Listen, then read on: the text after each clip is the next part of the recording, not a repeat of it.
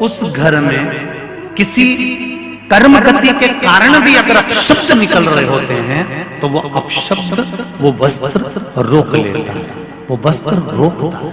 कौन सा वस्त्र? लाल वस्त्र, पीला वस्त्र।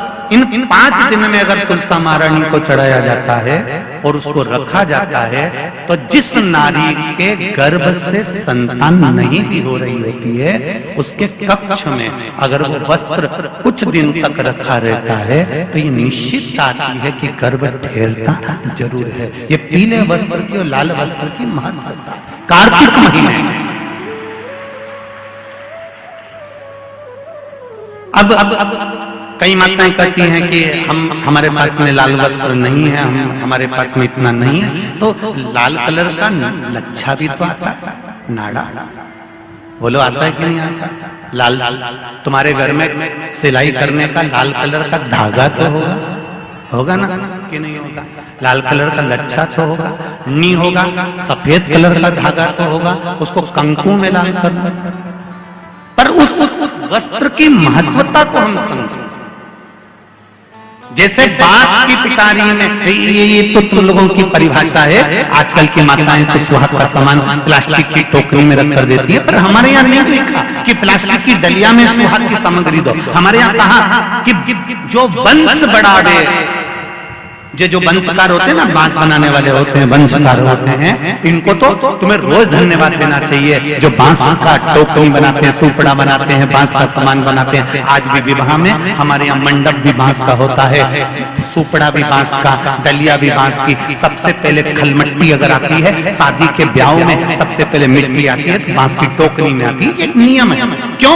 क्योंकि जिसकी शादी में मट्टी, इधर लाते मट्टी, जिसकी शादी में मट्टी बांस की डलिया में आती है उसको संतान के लिए डॉक्टर को दिखाने की जरूरत नहीं पड़ती, उसको फंक्शन से आता।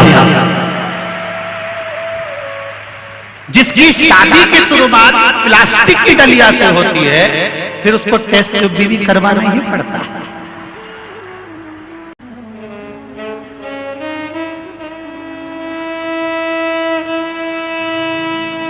ये कुछ हमारे शास्त्रों के नियम है। अब आप उसको समझो ना समझो, चाहे उसके ऊपर हंसो, चाहे कुछ भी करो, आप चाहो तो थोड़े दिन बाद कह देना, बताओ सियोर वाला महाराज तो पगले जैसी बात करता है, तो उसमें कोई दिक्कत वाली बात नहीं है। पगले का अवार्ड हमको ही मिलने वाला है, उसमें कोई दिक्कत वाली बात नहीं। पर उसको समझो कि हमारे सनातन धर्म में ये वंशकार, बांस का सामान बनाने वाले, बांस की डलिया बनाने वाले, बांस का सुपड़ा बनाने वाले, सबसे पहले ये वंशकार हुए, फिर खवास नाई ये हुए, फिर चर्मकार हुए, जूता चप्पल बनाने वाले, फिर अन्य जितने जितने हमारे यहाँ, इनको लोग कहते हैं कि इनको हमारे यहाँ से हटा दिया, ऊंची जाति वालों ने इनको पीछे हटा दिया। कोई इनको पीछे हटाने वाला नहीं है, केवल तुम्हारी बुद्धि से लोग तुमको भ्रष्ट कर रहे हैं कि हमको नीचा दिखा रहे हैं, हमको ऊंचा दिखा रहा है। किसी जात में, किसी समाज में ये नहीं कहा गया कि इनको नीचा दिखाना। प्रत्येक समाज में, चाहे ब्राह्मण के घर की शादी हो, चाहे क्षत्रिय के घर की शादी हो, चाहे वैश्य के घर की शादी हो, सबसे पहले वंशकार की डलिया आती है, वंशकार आता है। सबसे पहले हमारे यहाँ अगर पादुका बनाई जाती है तो सबसे पहले चर्मकार आता है, सबसे पहले हमारे यहाँ खवास आता है। पहले इनको लाकर बिठाया जाता है। पहले संबंध भी सेठ खुद नहीं जाता था करने के लिए, खवास जाता था, वंशकार जाता था, ये जाते थे, संबंध पक्का कर कर आते थे और शादी हो जाती थी। ना लड़का देखता ना लड़की देखती। ये सब बाद में चालू हुआ। अब दुनिया के लोगों ने अपनी राजनीति को अखाड़ा बनाने के लिए कह दिया कि ये समाज नीची हो गई, ये समाज ऊंची हो गई, इसको पिछड़ा में कर दिया, इसको उसमें कर दिया। कोई नहीं कर रहा किसी को। भगवान की ये पोथी रखी है शिव महापुराण की, जिस पे रखी है इसके 4 पाए, 1 2 में बैठे हुए देव ऋषि नारद, श्रीमन नारायण, श्रीमन नारायण। 7 बार देव ऋषि नारद ने नारायण नारायण नारायण नारायण कहा। कहने पर देव ऋषि नारद ने बोला, सुनो साहूकार जी, सुबह के समय पर जब आपकी बहू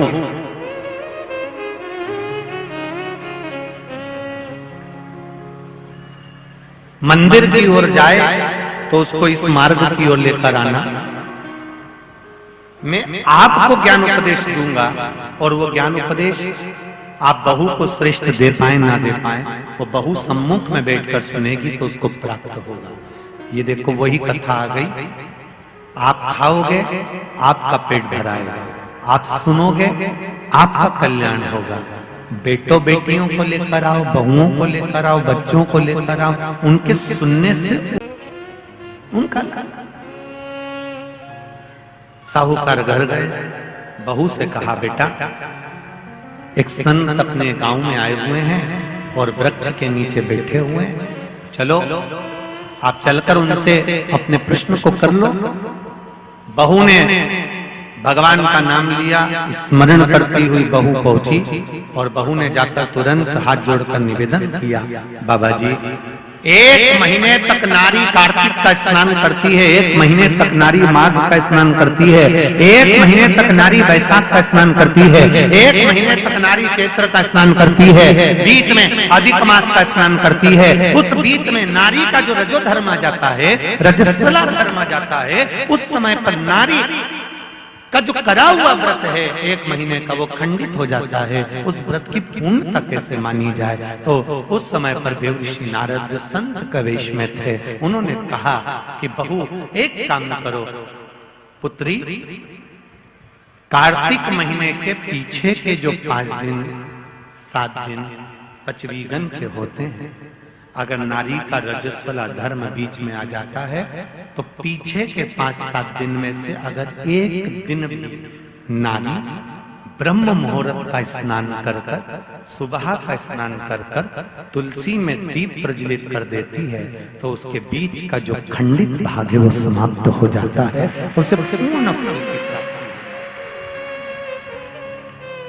अब फिर सुन लीजिए अच्छे से, अगर मान लो वो पचवीगन में ही नारी का रजो धर्म आ गया तो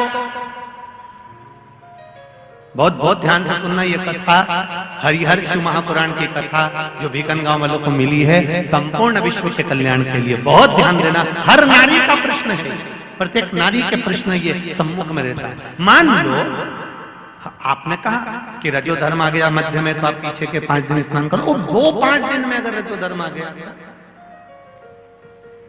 फिर शिव महापुराण की कथा कहती है, घर में रहने वाली कोई कुंवारी कन्या, घर में रहने वाला कोई पुत्र, घर में रहने वाला पति, घर में रहने वाली सास, घर में रहने वाली कोई सौभाग्यवती नारी, जेठानी, ननंद, देवरानी, या घर में रहने वाला कोई पुरुष अगर बाहर स्नान करने नहीं भी जा सकता, ब्रह्म मुहूर्त में प्रातः के समय पर यदि तुलसी में एक दीप और एक संध्या के समय पर दीप लगा देता है तो भी नारी का नियम पूर्ण हो जाता है, वो नियम खंडित नहीं, वो नियम खंडित नहीं। क्या 5 दिन के स्नान का फल है? हाँ, और तुझे मौका मिलेगा तो तुझे समझ में आएगा। देवऋषि नारद ने बस इतना कहा, उसका फल क्या है तुझे मौका मिलेगा जब मालूम पड़ेगा। तब बहू को समझ में नहीं आया कि आखिर ये सब क्या कहा। देवऋषि नारद कहकर चले गए। साहूकार की बहू रोज प्रातः का कार्तिक का स्नान करने लगी। कार्तिक का स्नान रोज बहू करती, रोज ब्रह्म मुहूर्त में स्नान कर कर आती। बहू को नहीं मालूम कि नगर के राजा का लड़का युवराज अपनी पत्नी के साथ स्नान करने आता। राजा और रानी भी स्नान करने आते हैं, युवराज अपनी धर्मपत्नी के साथ स्नान करने आता है। आज युवराज को बड़ा बुरा लगा। युवराज ने देखा कि मैं घाट पर नहाने के लिए आता हूं पर यह घाट गीला कैसे हो जाता है, मतलब मेरे स्नान के पहले कोई स्नान कर रहा है, मेरे स्नान के पहले कोई स्नान कर रहा है। मुझे ऐसा लगता है जरूर कोई ना कोई आता है। युवराज ने, राजा ने अपने नगर के सैनिकों से बोला, पता लगाओ कि सुबह स्नान करने कौन आता है। सैनिक लगते उससे पहले ही साहूकार की बहू स्नान कर कर चली जाती। दिखाई नहीं दिया, समझ नहीं आया। आखिरी के 7 दिन बचे थे, 8 दिन बचे थे। राजा के दूत ने फिर युवराज ने कहा मुझे पता लगा कर बताओ फिर मेरे स्नान के पहले कौन स्नान करता है, घाट को गीला कौन कर देता है। क्रोध में आकर कहा मालूम नहीं पड़ पाया। एक दिन रानी को, इस साहूकार की बहू को मालूम पड़ा कि युवराज मेरा पता कर रहा है, मेरा पीछा कर रहा है, तो बहू ने तुरंत सुबह जल्दी स्नान करा और भागी। भाग के समय उसके गले की माला और पांव की एक मोजड़ी छूट गई। माला और मोजड़ी छूट गई। माला मोजड़ी छूटी, चली। राजा को वो माला मोजड़ी मिल गई। उसने मन में विचार करा मोजड़ी इसको पहनती होगी वो कितनी सुंदर होगी। राजा ने अपने दूतों से कहा जाओ जिसकी ये मोजड़ी और माला है इतनी सुंदर है तो वह नारी कितनी सुंदर होगी, उसको 5 रात्रि मेरे पास में लेकर आ, उसको मैं 5 रात्रि अपने यहां रखूंगा। शब्द सुना, खबर पूरे गांव में लग गई। साहूकार की बहू के कानों में भी शब्द पहुंच गया। कार्तिक का महीना चल रहा था तो बहू ने भी कह दिया मैं राजा के यहां पर 5 रात्रि रहने को तैयार हूं, पर शर्त मेरी एक है, ब्रह्म मुहूर्त का स्नान करते हुए अगर राजा मेरे को मुख देख लेगा तो मैं उसके यहां रह लूंगी। सुबह का कार्तिक का स्नान कर कर जब मैं निकल रही हूं और राजा का पुत्र मुझे देख ले तो मैं रहने को तैयार हूं, नहीं तो मैं नहीं रह सकती। राजा ने भी एक पक्षी जो पाला हुआ पक्षी था उस पक्षी को पेड़ पर बिठा दिया और कहा जैसे ही रानी स्नान करने आए उसी समय पर तू बोल देना, मैं दौड़ कर आ जाऊंगा और इस रानी इस साहूकारनी का दर्शन कर लूंगा। जब साहूकारनी सुबह के समय पर स्नान करने चली तो देहली पर द्वार को छोड़ते समय प्रणाम करते हुए कहती है हमारे भारत की सभ्यता, भारत की भूमि की संस्कृति, पहले की माताएं जब मायके से ससुराल जाती थी या ससुराल से मायके आती थी तो जिस तांगे में, जिस गाड़ी में, जिस बस में, जिस टैक्सी में भी बैठती थी उसके भी पांव पड़ती थी, उसको भी प्रणाम करती थी। बोलो री जीजिए सही है कि गलत है? ये भारत की सभ्यता है, ये भारत का संस्कार है, ये भारत की भूमि की मर्यादा है। जिस भूमि पर से जा रही ससुराल से मायके जाएगी तो जिस बस में जाती थी उसके पांव पड़ती थी, बैलगाड़ी में जाए, टांगा गाड़ी में जाए, घोड़ा गाड़ी में जाए उसके पांव पड़ती थी। घर से निकलते समय प्रणाम कर कर जाती। उसने अपने द्वार को प्रणाम किया और द्वार प्रणाम कर कर जा रही है और कहती हुई जा रही है हे तुलसा महारानी, हे गंगा मैया, हे दामोदर भगवान, ऐसी कृपा करना मैं स्नान कर कर जाऊं तो राजा के लड़का नींद में भरचक सो जाए, ऐसी कृपा करना। तोता बोलता रहा, राजा का लड़का सोता रहा। पहला दिन निकल गया। दूसरे दिन राजा के लड़के के मन में प्रश्न आया कि मैं तोते से पूछूं क्यों रे तोता, क्या वो साहूकार की बहू नहीं आई थी? आई थी, स्नान करके गई तो मैं जग नहीं पाया। उसने विचार करा कुछ ऐसा काम करता हूं, पुड़िया में लेकर बैठ गया मिर्ची, रात्रि को डालनी आंख में, रात भर नींद नहीं आएगी। साहूकारनी फिर चली, द्वार को छोड़कर प्रणाम करा, दरवाजे को प्रणाम कर कर, द्वार को पूजन कर कर, जब प्रणाम कर कर चली तो निवेदन कर कर चली हे द्वार देवता राजा के लड़के को सुला देना। तो ये स्कंद पुराण की बात शिव महापुराण में भी लिखी गई। पशुपति व्रत में एक नियम है, जब मंदिर में दिया लगाकर जाते हो तो घर के दरवाजे के राइट सीधे हाथ पर दिया लगाते हो। बोलो सही है? सीधे हाथ पे दिया लगाने का महत्व क्यों है? क्योंकि हम मंदिर से चलकर जब आते हैं अपने घर के सीधे हाथ की ओर जब दिया लगाते हैं तो भगवान से निवेदन करते हैं कि मेरा ये द्वार है और आपके भरोसे पर है, आपको संभालना। एक पत्र आया है, उसको देखिए।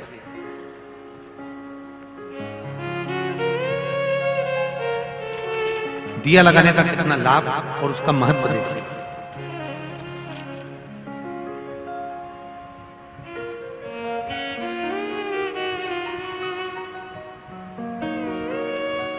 मेरा नाम सरला सेठिया है, मैं मध्य प्रदेश में खेतिया से आई हूं। कहीं बैठी हूं तो हाथ हिलाइए,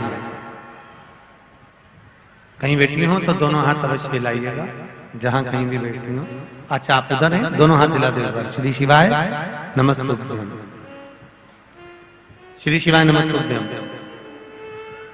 मेरा नाम सरला सेठिया है, मैं मध्य प्रदेश के खेतिया से आई हूँ। 2021 में मेरे पति की तबीयत अचानक बहुत